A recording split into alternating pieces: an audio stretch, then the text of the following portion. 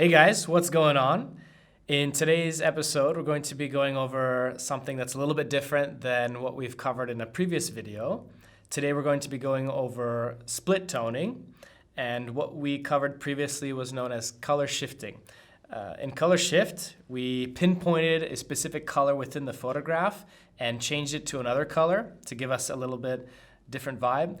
And with split toning, what we actually do is we take a photograph and we apply a completely different or new tone into that photograph to give it a different sort of look and feel. And each photographer has their own look and feel, and with this split toning feature, you're able to create a unique vibe and maybe create your own sort of signature look. And so let's take a look at that today and see what we can do. So as usual, I've already got the develop module open with a photograph I've pre-selected with man's best friend, and two of them at that. And over here I've got the split toning ready to go. You'll notice it's divided into three sections, one being the master, one being the shadows, and one taking care of the lights. Each of these circles has a little pinpoint in the middle, which we'll use to slide around and change the effect.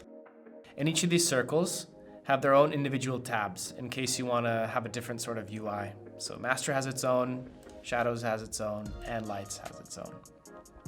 You'll notice that in each of the tabs specific to the function, if it's master, shadows, or lights, you can also change the hue and also the saturation. So I'm just going to go back to all here.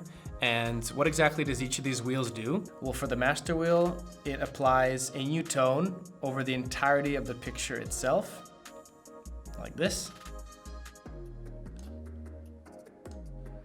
When we go to the shadow wheel, we're applying a new tone to the shadows within the photograph, like this.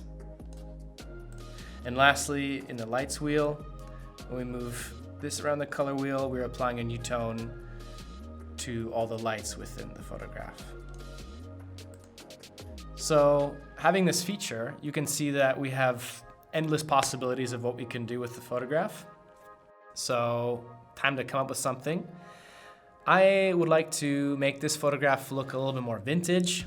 I know that's the trend now. Maybe that's a bit kitsch, but I like it.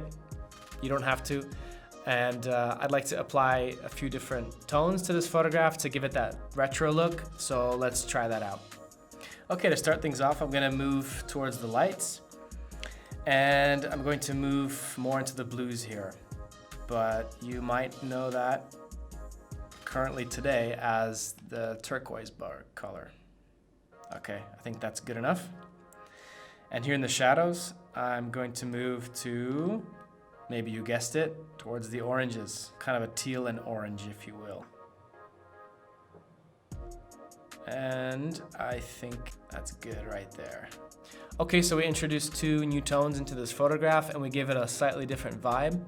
And at this point, you could be thinking that's enough, which in some applications that could be true, but I want to take it a little bit further and move and play around with the balance at the bottom.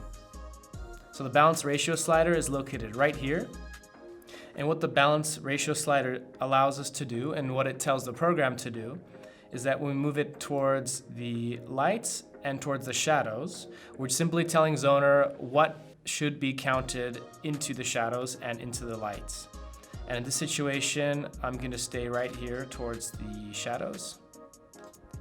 And that gives us a nice color within the photograph. Okay, so we're almost done. There's still a couple more things I want to add. I'm going to move up here towards our standard exposure sliders, and I'm going to put a little more emphasis on the shadows within the photograph. And just like that. And what I like about it is it emphasizes the silhouettes of our dogs, and it makes them stand out just a little bit more. And then just one more tweak to give it just something a little bit more extra and to make it look vintage like we originally planned. I'm going to move back down and all the way down here to effects. And I'm gonna move here to add grain. And I'm just ever so slightly gonna give it a little bit of a grain. but also without overdoing it. Anything overdone is not good. Okay, so let's take a look at what I looked at before, just like this. Not a bad photo to begin with, but when you look at everything we've done after, bam, I think it looks much better and it gives it a completely different vibe and look. Okay, so that's all I've got for you today regarding our split toning feature. I hope it's made you more comfortable and that you'll open it up today and play around with this feature and figure out all the little nuances that you can create.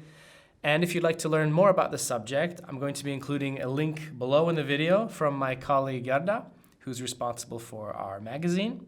And there you can read more about it. Otherwise, I'll see you in the next video. Don't forget to hit like, leave a comment, and see you next time.